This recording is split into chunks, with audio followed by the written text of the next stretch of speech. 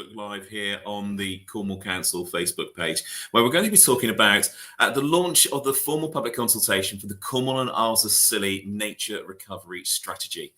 But what does that mean, and how is that going to impact me and you? Well, Cornwall is renowned for our natural beauty, but nature here is in decline. In Cornwall, we've seen a dramatic decline over the past 80 years, in fact. The groundbreaking Cornwall State of Nature report shows that dozens of species have already become extinct locally.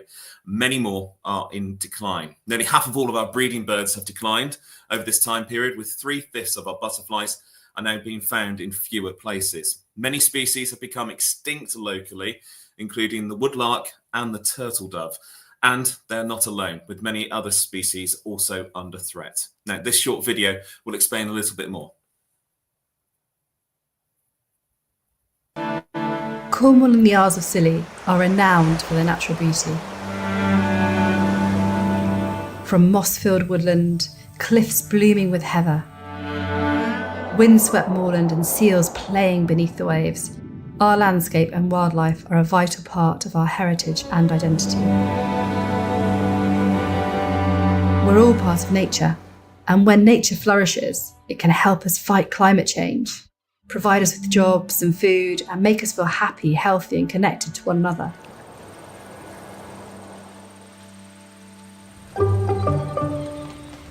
But nature is in trouble. The UK is one of the most nature-depleted countries in the world. Wildlife in Cornwall and the Isles of Scilly sadly mirrors this trend. We have lost nearly half of our mammals and breeding birds, whilst many more are on the brink of disappearing. Imagine a woodland walk without the sound of birdsong, or a flower-filled meadow without the buzzing of bees. It's not too late to act. Together we can protect our valuable wildlife and bring nature back. Nature needs space to grow and recover, to be bigger, better and more joined up. This is where the local nature recovery strategy comes in. Local nature recovery strategies are a new set of spatial strategies that are being rolled out across England to help deliver on the 2021 Environment Act. Cornwall Council has been asked to lead the creation of this new blueprint for nature. We have chosen to do this in a collaboration with the Cornwall and Isles of Scilly Local Nature Partnership, and will be engaging with our valued stakeholders and residents. Our strategy covers Cornwall and the Isles of Scilly. It will set out our local priorities and opportunities for nature, map the most valuable existing natural areas, and map areas which could deliver for nature in the future. The strategy's main focus is to highlight the biggest opportunities for nature recovery, but will also identify where nature-based solutions can help tackle problems such as flooding and climate change.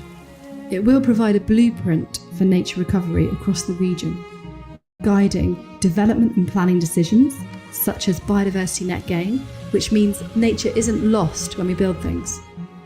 Investment in nature, such as through the up-and-coming environmental land management schemes, and community involvement in nature recovery. Everyone can have a role in helping to shape our local nature recovery strategy. This is where you come in. We want to hear where you think the best opportunities for nature are, what your nature recovery priorities are, and how we can achieve them. There are lots of ways to get involved. You can take our online survey and follow along with our progress on our Let's Talk page. We'll also be hosting webinars, workshops and discussions. If you would like regular updates, please sign up to our Local Nature Partnerships newsletter through the LNP website. We can all do something for nature. If you need inspiration, take a look at the Local Nature Partnerships Nature Recovery Toolkit. Together, we can create a future where nature is vibrant, thriving and on our doorstep.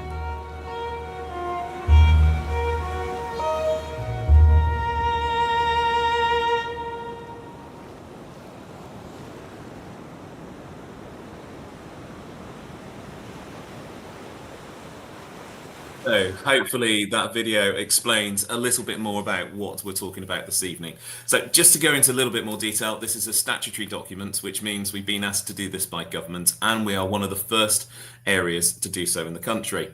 The strategy is going to outline opportunities and priorities for what, where and how we can grow nature recovery across Cornwall and the Isles of Scilly. Now, during the consultation, we want to share the draft strategy with interested parties, and thousands of people have already been involved in helping shape this over the last 18 months. But now we need you. And this evening, it's your opportunity to put your questions to some of our local experts. And joining us on the call this evening is Councillor Martyn Alvey, who's the Cabinet Member for the Environment here in Cornwall. We've got Martyn Howlett from the National Farmers Union. Philippa Hoskin is also with us this evening. She's part of the Cornwall Council team leading on this. And Hattie Severinsen, good evening to all of you. Thank you very much for joining us this evening. So the first question to go through is, why do we need a nature recovery strategy? Philippa, I believe that's probably best to start with you. Yeah, I think, thank you, Jamie, and evening, everybody. Great to have the panel here and everything like that. So, yeah, I think as we saw in the video there, we know that nature is in trouble, and that is a global phenomenon. And it's certainly, I know the UK is sort of talked about as being one of the most nature depleted countries in the world. But we also know that sadly, whilst Cornwall, and the Isles of Scilly, absolutely beautiful, incredible place to live and work with some fantastic experiences of wildlife and some great things happening all over the county. We do know from the State of Nature, the first ever Cornwall State of Nature, which really sort of unpicked all the local records held at our brilliant Environmental Records Centre. We know that Cornwall is suffering from the same downward trends in the wrong direction for many, many species, particularly, in the last sort of 50 to 80 years. And that's no one person's fault. There's some, like I said, some lovely things happening. We've got some really special places, but it's just that sort of phenomenon that we've seen all over the world and globally, sort of nationally, playing out here in Cornwall. And really, nature, I think the approach that we've been taking for decades has been these sort of small areas of protection. And what we need to do is just to try and get more sort of nature everywhere, a bit of nature everywhere, so it's better connected and bigger and just sort of more widespread. That's what we'll really need to see happen, whether it's in our towns and villages or in and around alongside food production and such like. So yeah, it's really basically nature needs our help. That's fundamentally where we're at. And sadly, Cornwall isn't immune to some of the pressures, multiple pressures we've seen. You're muted, Jamie. Sorry. Well, that was a good start to the presentation this evening. Councillor Martyn Alvey, do you want to come in and add anything to that from a political point of view? Yes, so Cornwall is actually quite ahead of the game in terms of strategy, and indeed the government, or the previous government, should I say, in planning to make these strategies mandatory across the country, went to 5 authorities to do some draft strategies, and we were one of those 5. So we already have a draft nature recovery strategy, which can be seen on the council's website, which has given us a bit of a head start for the development of this strategy that we're now consulting on, which is the proper thing. But it's also helped to build that template that is being used nationally. So the template on which this strategy has been written has actually been provided for us by government, but clearly it is for us to then put the flesh on the bone, so as to speak. Martyn, thank you for that. So if you've got any questions for our panel this evening, please do pop them into the comments section below, and we'll be putting your questions into our panel of experts here this evening. So Philippa, probably start with you again on this one. What will the strategy actually do? Yeah, good question, Jamie. I mean, one thing that's good about local nature recovery strategy is they're designed to do multiple things and to work for lots of different users, rather than having one strategy for this, one strategy for that. So fundamentally, they do have to work with the planning system. So we'll probably talk a little bit later on about the mapping, but that particularly, all aspects of the strategy have to work in the planning system, and that's the same across the country. They have a role in informing the local plan, the next local plan, and also they're aligned with the new requirements for biodiversity net gain, and sort of have a role in that. So they have to work there in planning and to strengthen the existing sort of planning protections. They also, though, will help to inform farm advisors and the environmental land management scheme. So the funding for farmers, government haven't quite said how the exact practical mechanisms that will happen. But we're told that they will be complementary, and we know that our brilliant National Landscapes team, for example, have already been using it to help prioritise their farming and protected landscapes funding, which Martyn and Hattie and others on the call here, is a much lauded, fantastic scheme for local farmers. So yeah, work with planning, work with farmers, farm advisors. It can help to inform and prioritise projects. So where we need to take, where we'll get the biggest bang for our bucks if we prioritise our collective efforts, both in terms of delivering for nature, but also, as we talked about on the video, nature-based solutions. So really trying to prioritise efforts to help create, maximise the use of things like natural flood management or carbon sequestration through plants, through soil carbon and things like that. So really trying to kind of focus our collective will, but also to guide communities and residents to give them sort of inspiration. There's some lovely case studies and things like that through the strategy. So multiple function across different user groups, if you like, from strategic. It will also, it needs to work and be embedded in other strategies like transport strategies or housing strategies and such like. So, and, we're working with, for example, public health colleagues, because of the health and well-being benefits of nature being closer to people. So yeah, it's multiple functions, because really nature it's such a complex system, isn't it? It touches every part of our lives in some way. So therefore the nature recovery strategy has to work in these different sort of settings. But I don't know whether I've missed anything there, Martyn, or anybody. Yeah, well, I certainly, can I come in, Jamie? I think it's important that, thank you for that, Pip, and explaining that. I think probably the reassurance to the farming community, and I am an active working farmer here in the Tamar Valley, is to give that reassurance of what it won't do.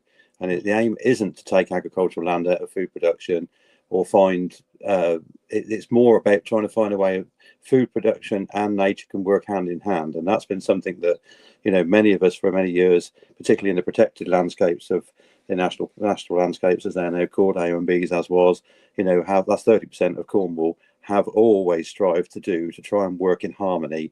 And it's probably almost insulting to think that others felt otherwise, but this really identifies what a strategy can do. It's definitely not about taking food out of production, land out of production.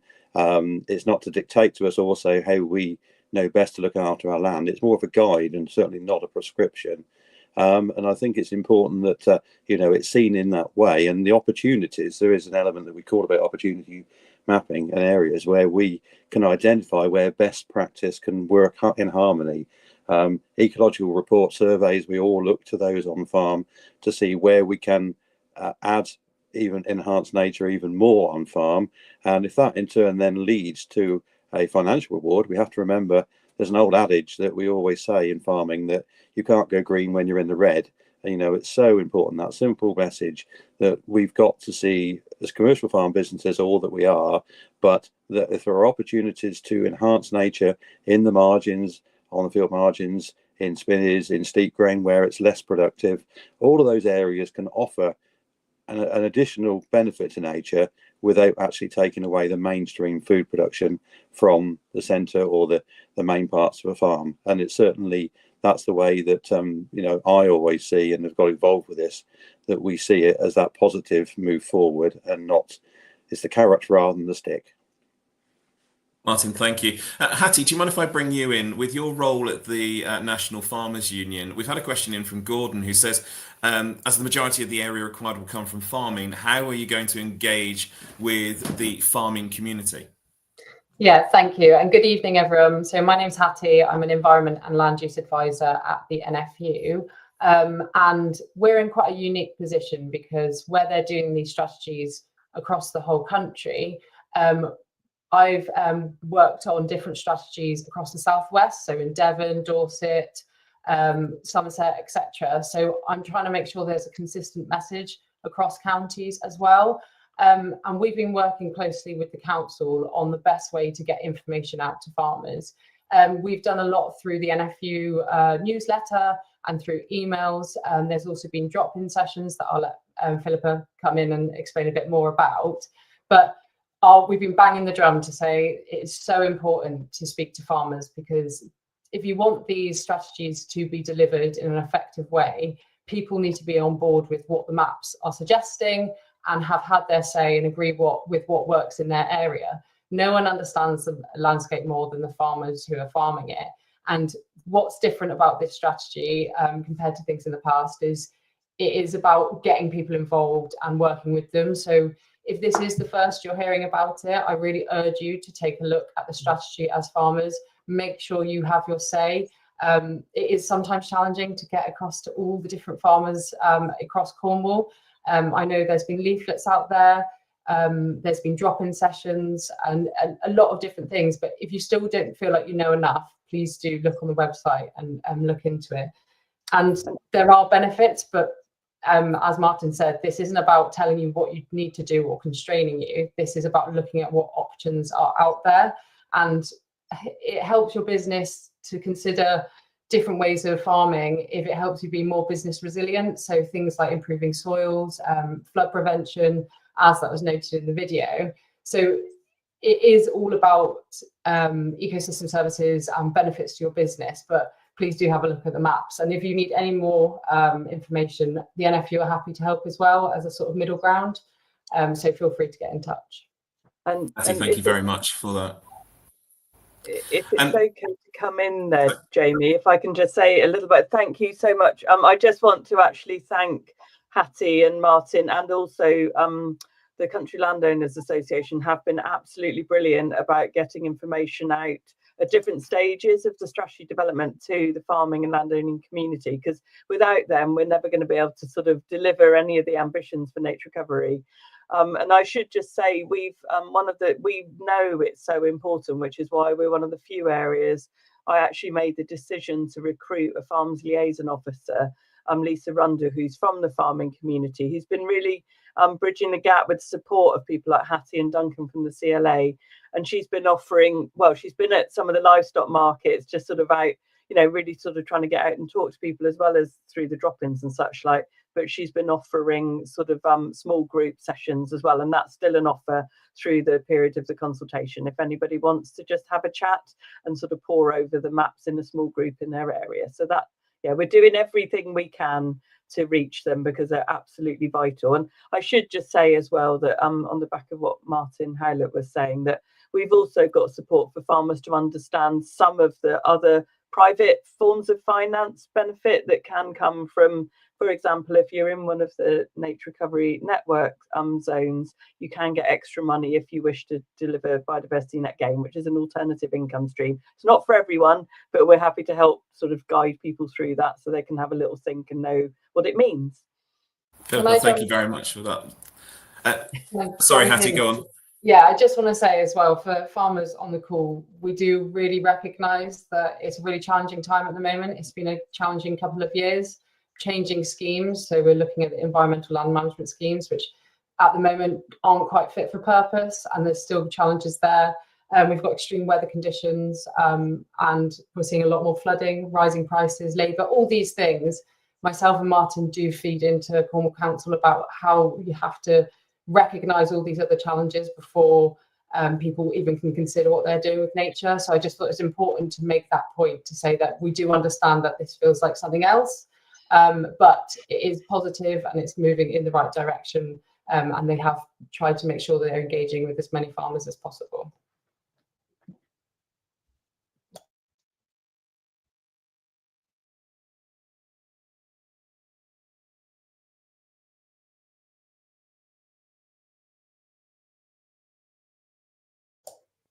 Have we lost him? So we've lost Jamie temporarily. So I think yeah. So Jamie has is having a power cut. So I am magically the new Jamie. And we've had a question from Rawtastic Wadebridge, great name, who's asking, where are the bugs and critters? Barely seeing any caterpillars or ladybirds, etc. And so this is a great time for us to introduce Marcus, who's just been able to join us. So Marcus, if you just want to introduce yourself and then yeah, you can use your PhD in butterflies. I've got a PhD in bumblebees to tell people about what's kind of going on with our invertebrates. Sure, okay. Apologies, I'm a little late. I've had a bit of nightmare with trains today. I'm currently coming to you live from London Station, so fingers crossed the Wi-Fi holds up for this. But yeah, so I am a postdoc researcher based at the University of Exeter's Penryn campus, and we've been working very closely with Cornwall Council on the kind of mapping element of the local nature recovery strategy, and particularly identifying the opportunity areas for habitat creation and restoration.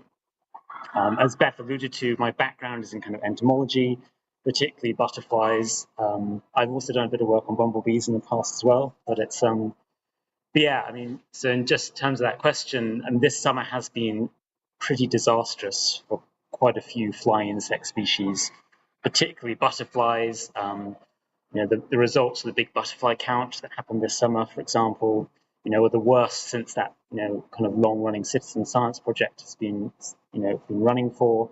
And that's largely due to a kind of combination of weather conditions that we've had. So, you know, these kind of climate extremes, particularly the kind of cold, wet spring that we've had, have kind of really knocked a lot of species for six. So one of the really important things that the local nature recovery strategy can achieve is by kind of improving and creating more habitat for these species, we can help to kind of build some resilience into these populations and ensure they withstand some of these kind of fluctuations that are increasingly going to be affected as a result of climate change.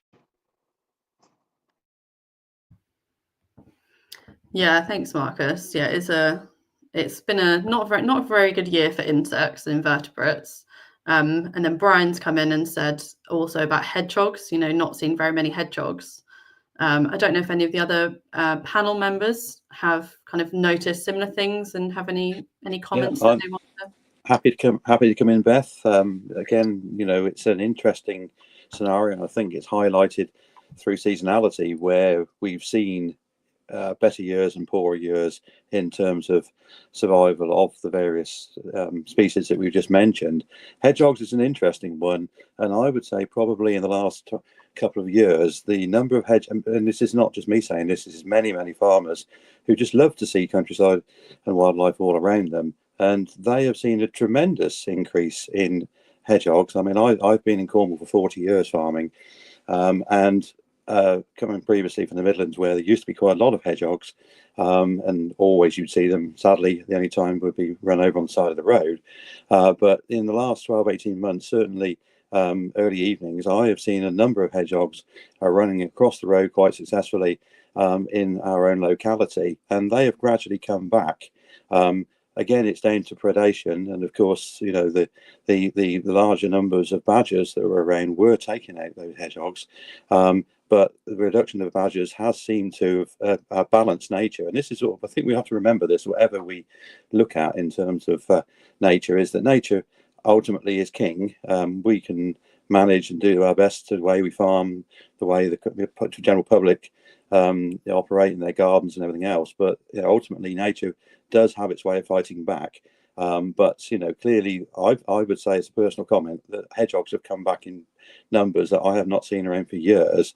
In terms of the other bugs and critters, as was mentioned, they obviously are important because they are pollinators. You know, they are so important to our crops that we have those pollinators are available. Have beehives. Various beekeepers keep beehives on our farm so that they can pollinate our bean crop, our protein crop, as well as many other things on the farm. But probably just simply by doing those marginal, not marginal, but having the way we farm and keeping the margins as wildlife corridors, those 6 metre margins that some may see as you drive past arable fields, so that you're not farming right up to the hedge row, up to the hedge bank, Cornish hedge, but you have that margin around the outside of the field, gives a wonderful opportunity to allow nature and particularly invertebrates to come out further feeling safe that they're not going to get eaten by their predators. And they are important, and that balance, that companion farming as it's described, is something that through regenerative farming that we all understand, or beginning to understand again. It's probably also worth mentioning that whilst we're talking about the countryside at the moment and the farm community, in terms of hedgehogs, bugs, it's also important to remember that this strategy isn't exclusive to the countryside. It also includes our urban environment. And whilst clearly the biggest gains are going to be in the countryside, it doesn't exclude the fact that it also takes into consideration not just town planning and development, but how everybody in Cornwall can do their bit. If they've got a little small garden, little patch of land, they can do their bit with bug hotels and making sure that there is space for nature in their own bit of land. Also making sure there are holes in hedges and such like for hedgehogs to transit. So whilst we're talking about the countryside and farming, please don't forget this also applies to you in your own home, perhaps if you live in the middle of Falmouth.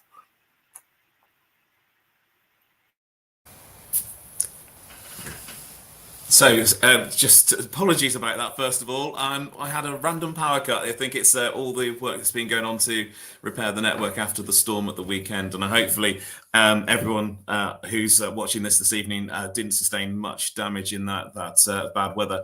So first of all, let's just go and look back at that question. So Nikki from the drum, it's most definitely not being heard. Attending a meeting 10 days ago with over 200 farmers present would suggest that only 1% of those intenders knew anything. She met with Lisa Rundle, fantastic. Apparently 3,500 leaflets were sent out to farmers and they've not had one. So thank you very much for going through that. We've talked about how we're reviewing and spreading the information. Well, this is part of that.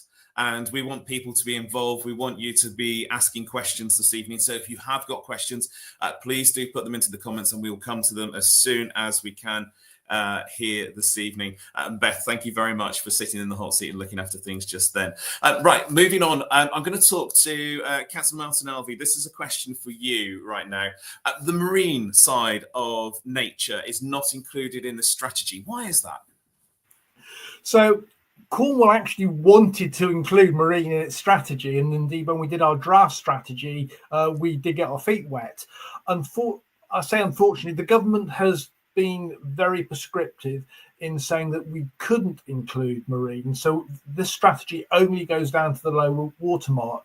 However, in Cornwall, we recognise the importance of marine, and indeed in the early consultation that we did around what people see as most important, marine was right up there at the top of the list. So whilst it isn't part of the local nature recovery strategy, we are doing a separate piece of work around marine. Cornwall Council, through a motion a few months ago, declared a motion for the ocean, and as part of that, a marine plan is being completed, but it isn't being done as part of the LNRS. Martyn, thank you for that. Now, we've talked a little bit earlier, or I think it was Philippa who mentioned it when she was doing her intro and answering a quick question. There was about mapping. Marcus, can I come to you? What exactly is mapping? And please explain that in the simplest of terms for anybody who's not familiar with it. Sure. So the approach that we've used for mapping the LNRS in Cornwall is a process known as systematic conservation planning, where essentially we've gone out and consulted with a wide number of kind of species experts and stakeholders and members of the public to draw up a long list of different species that are kind of identified as priorities for recovery in Cornwall. And then what the strategy is essentially trying to do in the mapping is identify where we can create habitat for those different species across Cornwall and the Isles of Scilly, to ensure that we're kind of reversing population declines. And the way we've kind of gone about that essentially is, you can always think about it as we've drawn up this list of, it's about 700 species in total, and effectively we've sort of almost canvassed those species to ask them what habitat they would like and where that habitat would need to be created for them, considering things such as like where those species occur currently within the landscape and their ability to disperse or colonize new areas. And then we're trying to find kind of commonality in the kind of different habitats between species, and also identify locations that will kind of benefit as many species as possible, and in a most kind of a land efficient configuration of habitats. Marcus, thank you for that. Philippa, can I bring you in on this as well? How's this going to help nature? Well, first of all, if I can just say a tiny bit more about the mapping, just to sort of make it as clear as possible to people, because basically we have now this draft Nature Recovery Network map, and even when it's adopted, it will only be, as Martyn Howlett said earlier, sort of guide. It's not prescribing to people what they must do with their land. It gives them ideas for what is possible in order to recover nature, but they may choose not to do it. Some are desperate to, and others aren't, just aren't ready at this moment for lots of different reasons, including a lot of the sort of complexities of what's happening in different people's lives. So, but what I would just say is the Nature Recovery Network is composed of 2 zones.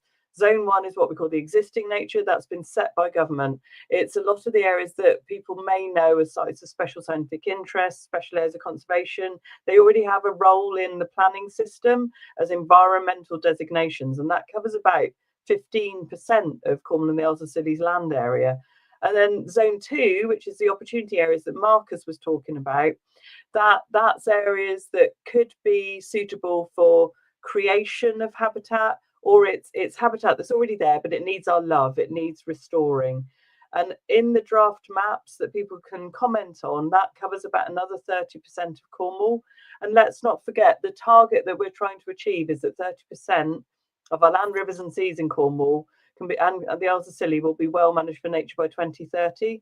So if we've got 45% of our land as opportunities, that gives us lots of wiggle room in terms of where that might be. And it can also happen outside of those zones as well, because in some instances people want to take action but they're not in the zone. It doesn't mean it's any lesser or anything like that. So I just want to clarify these terms, the Nature Recovery Network and these 2 different zones, and it's the opportunity areas that Marcus and the university have helped to create for us, really thinking about what the species need, these 700 plus species, and the areas that they need. But we need people to tell us, do these maps make sense? Because some of it is through modelling, and we know computers don't have all the right answers, so we need that human touch, and we can't possibly ground truth every single area when you're working across the whole of Cornwall. So this is what part of that today and the consultation is about, is getting it out there to the public to tell us whether they think those areas being suggested are the right areas, are the things being suggested right, or do they make sense as options for the future? Or I don't know whether Hattie or anyone else wants to come in on that. I think Hattie might. Yeah, so I just wanted to say to Nikki's point earlier that with the getting out to farms, it's a shame that it sounds like we're not quite there yet, but one thing is that the mapping has only just come out through the consultation, and I think we really urge any farmers on this call to make sure you're looking at that throughout the process in Cornwall and in the other counties. One of the NFU's big concerns is, okay, what does this mean for farming? Is this telling you what to do on that land?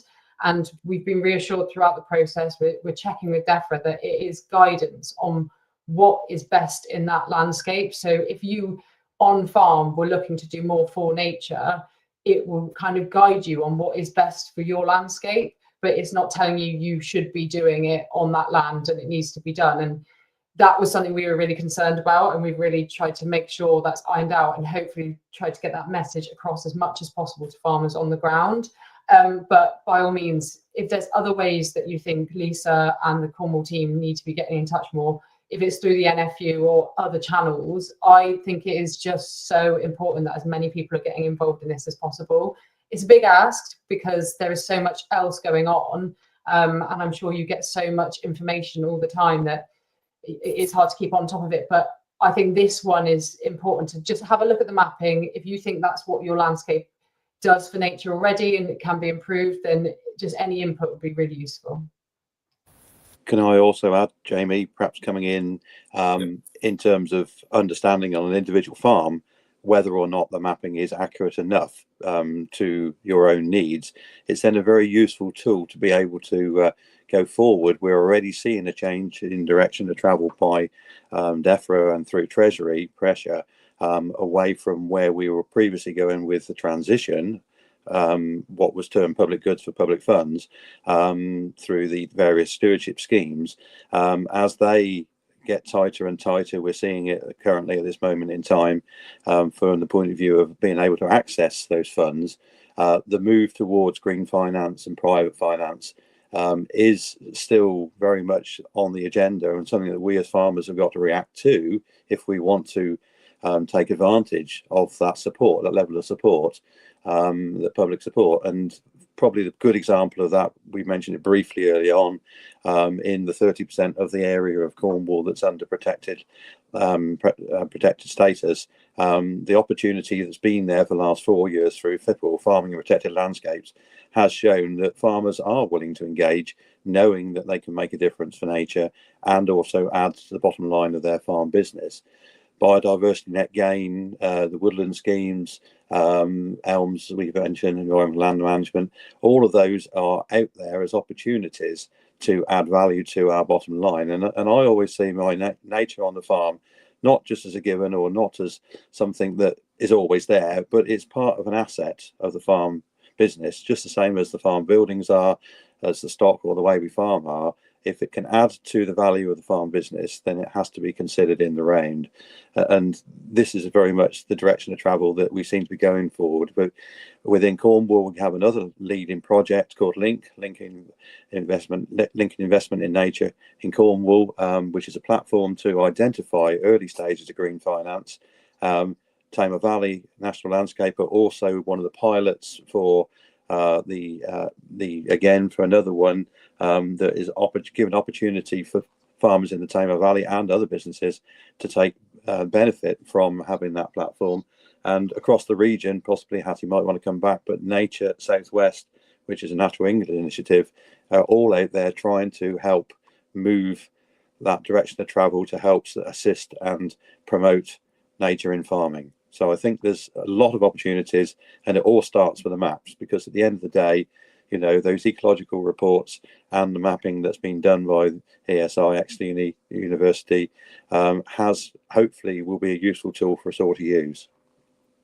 And I'll just come in on that and then I'll be quiet. But a lot of this is, where this is different is it can aid collaboration. So it's looking at bringing in the public, private and voluntary sectors all under one umbrella to work together effectively for nature's recovery. It's not just on one group and it's not in just siloed bits of information. What these strategies are trying to do is pull it all into one place and hopefully be a useful tool for the whole community to use moving forward. So we want this to be a place where farmers can utilise it and actually use it to their benefit.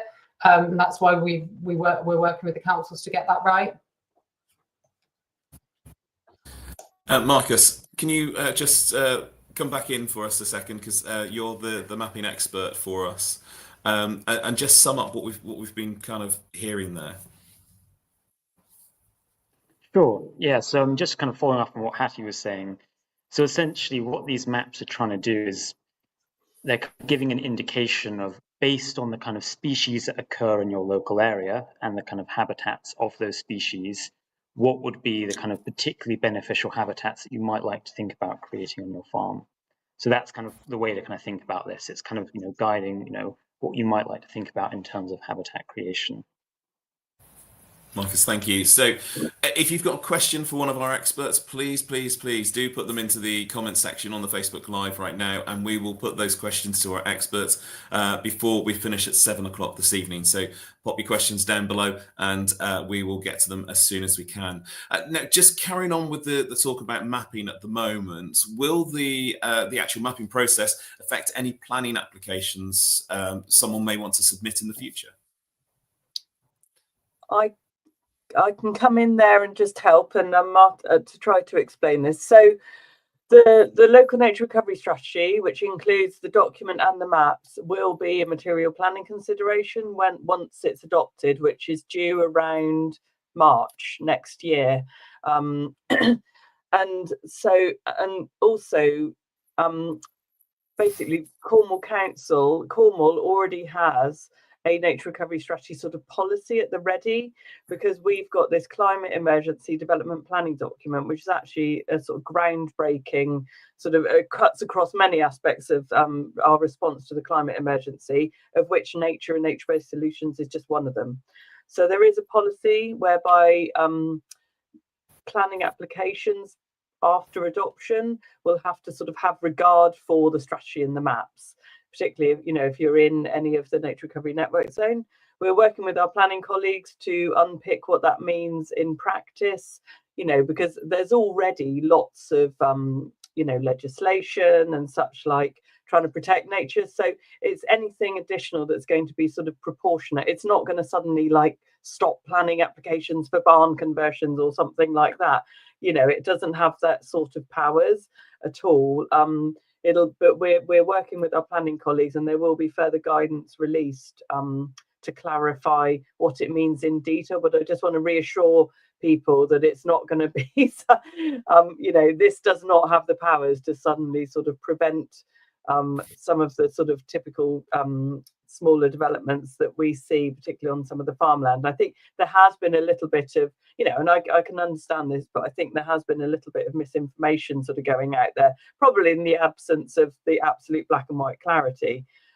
So I think we have sort of heard that people have been thinking it's going to stop barn conversions. I just want to reassure people that's not to the powers, you know, that this is going to have. It's much more about showing, and also I would say, so obviously there's now the statutory requirement across the country for biodiversity net gain, so 10% net gain for developments. And I would say that the strategy does have a role in that. So essentially, if you're in zone 2 and you're a landowner delivering net gain, you'll get more money essentially, because there's this sort of complicated weighting thing. All right, so it has a role in that regard, and that's because we're trying to drive the net gain to be delivered in those opportunity areas where we get the biggest bang for our bucks, we get the most nature-based solutions, or the most sort of delivering for nature to make it more connected, etc. So yeah, and it will inform, as Martyn Alvey was saying earlier, it will inform the next local plan. So in a way, this is a sort of spatial allocation for nature. We're used to things like spatial allocations in the local plan for housing or for renewables.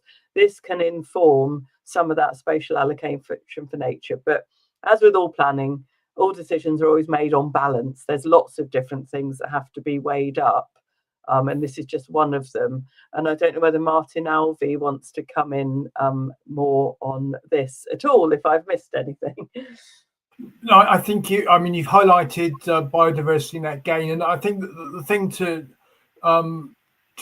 inform people about that is that it is actually an objective process, the calculation of biodiversity net gain. I think sometimes you hear criticism that it's something subjective, and it most certainly isn't.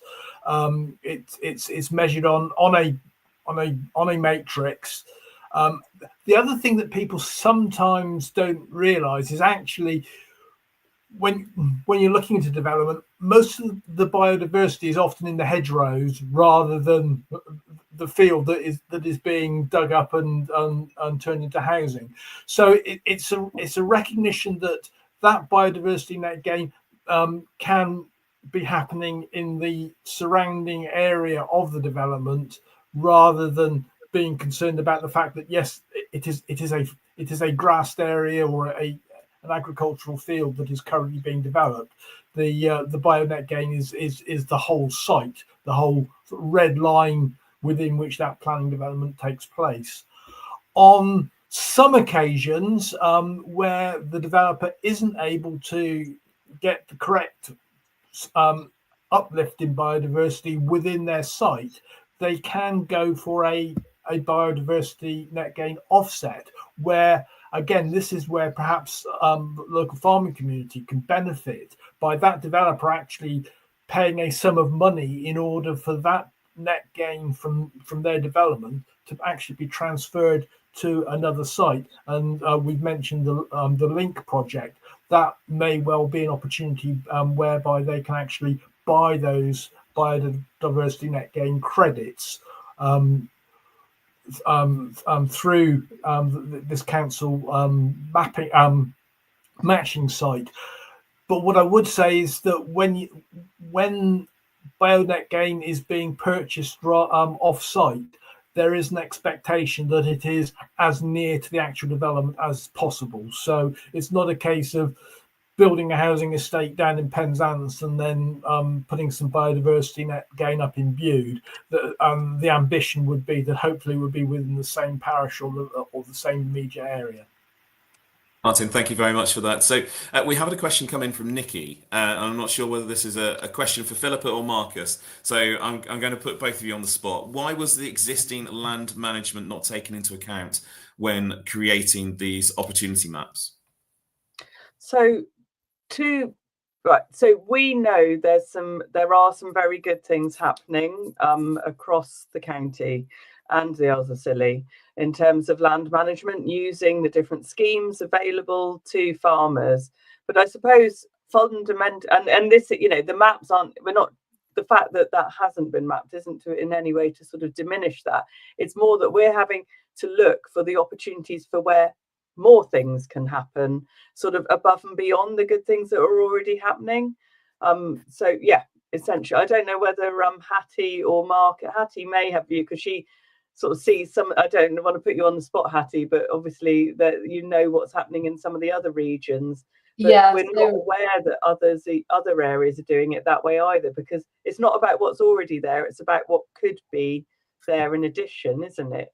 It's the opportunity map. So there should be the maps of the sort of SSSI and the designated sites, because they are already doing a lot for nature. This is about the increase and sort of join up of greater habitats beyond that, from my understanding. I do know that even though where elms is already happening, so environmental land management schemes, that's not necessarily put on the mapping, but it's in the actions. So when you look at the actions that could be for each site, so where the opportunity mapping is, how to be able to achieve that habitat, a lot of what those actions are link into what the environmental land management schemes are.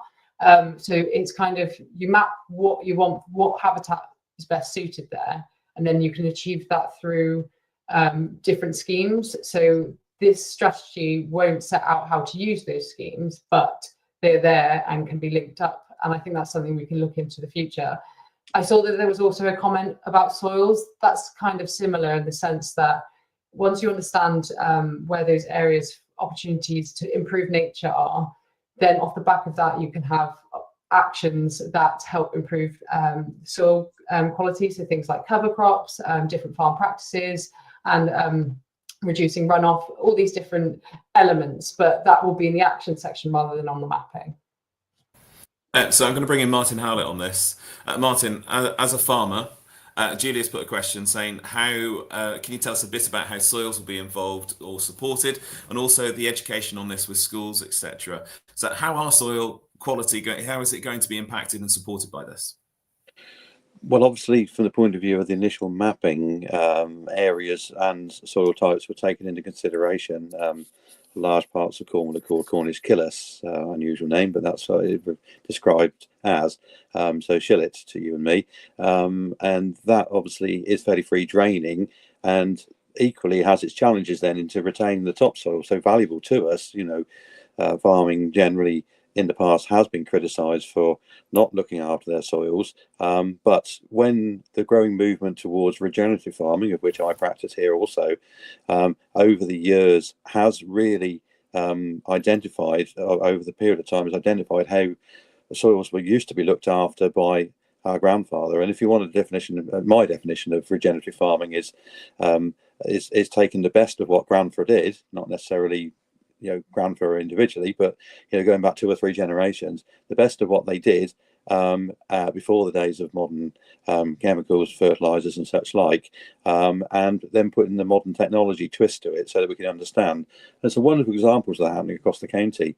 Many farmers, over 300 here in North and East Cornwall, are taking part with the Farm Carbon Toolkit, which is identifying soils, also then looking at our carbon footprint and how we can improve that to get to net zero by, in the farming world, 2040 was our target. 2030 I know is still Cornwall Council's, but we're moving towards that in a good way by being able to sequester where we can through minimum tillage of soils, keeping permanent pasture crops there, and all such measures that we can do. And it is all still very much about the soils. The soils are our absolute lifeline, and we're beginning to see not just a generational change, but across the multi-generation. So farming's very fortunate at the moment, still having in many farm businesses 2 to 3 generations all there together on the farm, and those of our next generation coming back home from college, university, asking not father, nay, but grandfather how it used to be done, and trying to put that spin and that into best practice on farm to see how we can move forward. It does obviously have its challenges. Knowledge exchange is vital, and the various groups that are out there to help us collectively, peer-to-peer, is really, really taking off. And I'd encourage any farmers on the call to really look into signing up to the Farm Carbon Toolkit, or there is another similar scheme out there. Pasture for Life is another one, and each of these groups are really, really helping fellow farmers share best practice, and it definitely is a way forward.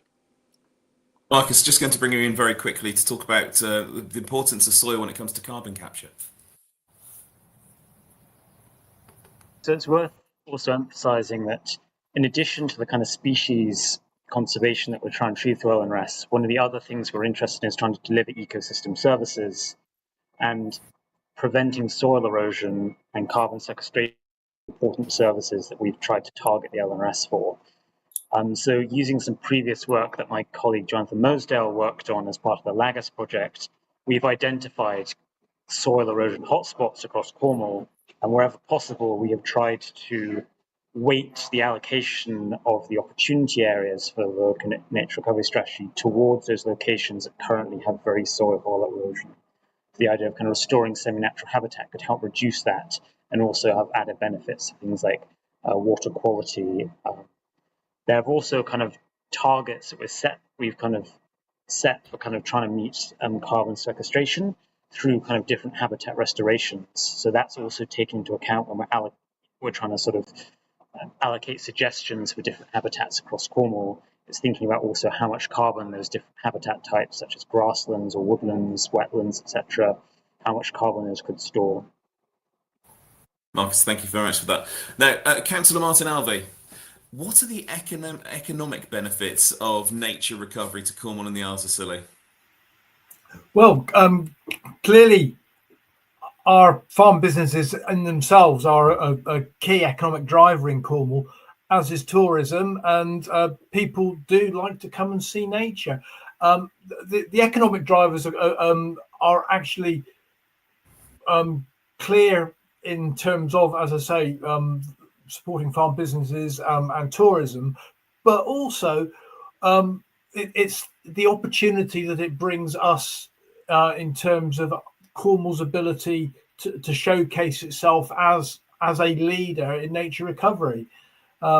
We are, as we were invited to be one of the test beds for nature recovery strategies, an area that, whilst we are depleted in nature, and as was identified at the beginning of this this Facebook Live, an area that really needs to turn its ship around. As a population in Cornwall, this is something that is very precious to us and we are passionate about. We just need the support and guidance in how we do make that shift, and hopefully this strategy will do that. And in so doing, hopefully it will support us economically. Philippa, let's bring you in on this as well. Yeah, just to add to what Martyn was saying, I mean, I think a lot of us recognise that, a quality natural environment is absolutely sort of underpinned and foundational to a lot of Cornwall's economy, whether it's agri-food, tourism, etc.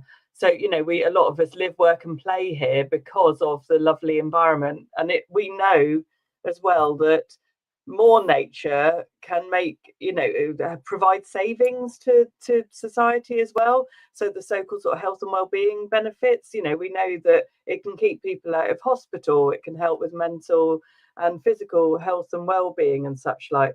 But the other thing I think to recognise, and this is sort of what Martyn was coming from as well, there's jobs in this, there's skills development, there's opportunities for our kids, to have new and different jobs if they're helping to deliver on the nature recovery strategy. Things like, we've seen the sort of resurgence of things like hedge laying, or like how to do a river restoration, or even testing soil carbon.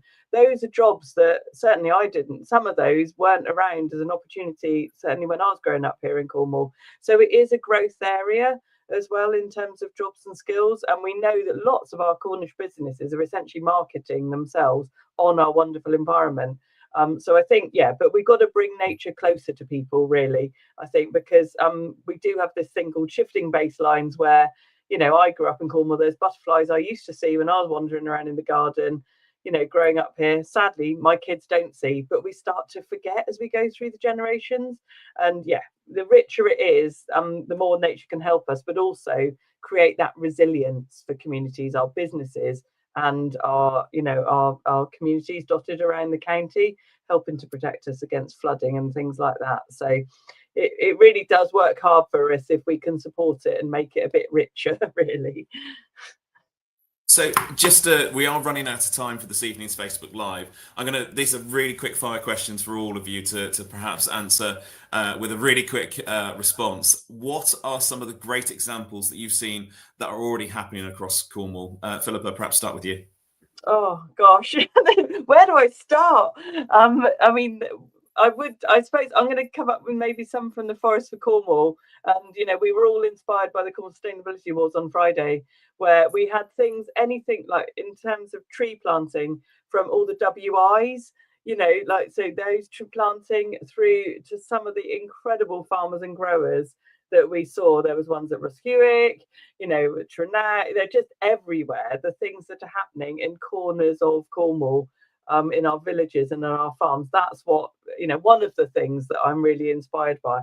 But it is, anyway, I'll shut up because I think that one that stands out to me is a project, again, being run out of the Lizard, called Meadow Match, which is a seed bank, meadow seed bank, which works to actually provide the right type of seed for the meadow in the location that it's to be planted. So it's not a case of just buying a packet of meadow seed from your wholesale seed supplier and scattering it around your field. It is a case of actually identifying what type of meadow that is and getting the bespoke set of seeds to actually plant it. Brilliant county-wide project, and again, actually, from the another prize winner at the Sustainability Awards last Friday. My quick one would be a very simple example on my own farm, and surprised even myself and those who went to the Royal Cornwall Show to visit our stand saw it firsthand. We referenced Lisa Rundle earlier on. She had the initiative of not burying pants, but a brand new vest. 6 weeks in the soil on my farm where I planted a herbal ley that obviously improved the soil structure, proved the point that vest virtually disintegrated in 6 weeks by the good bugs in the soil, breaking down soils. That was a perfect example to me of how nature is recovering. I'm just going to come in quite generically and just say in general that our farmers already do so much for nature. Apologies, Hattie, your microphone has gone very, very funny. You sound like a Dalek, so apologies about that. We're going to have to cut you off there. Marcus, what have you seen during the mapping exercises as a good example? I thought I'd come with a really specific example, actually, which is some work that's happened on Cornwall Council's land at United Mines landfill. So the old landfill site there has been restored to this incredible area of heathland and wildflower meadows, which if you haven't visited, I would thoroughly recommend. It's an absolutely stunning site and already supporting some really rare species. Fantastic. Marcus, thank you very much for that. Now, of course, this strategy and consultation is open right now, and you've got until the 6th of January, I believe, to have your say on this, and we do need your feedback on this. You need to go to letstalk.cornwall.gov.uk, and you'll be able to find the nature recovery plan there. What we will do is, though, we will put the link so you can get access to it really easily in the comments for the Facebook Live. A big thank you to all of our experts for joining us this evening, and thank you very much for all your comments and questions on the Facebook Live. And as I say, please go and take a look at the survey and tell us your thoughts on nature here in Cornwall. Thank you very much, everyone. Good night. Thank you.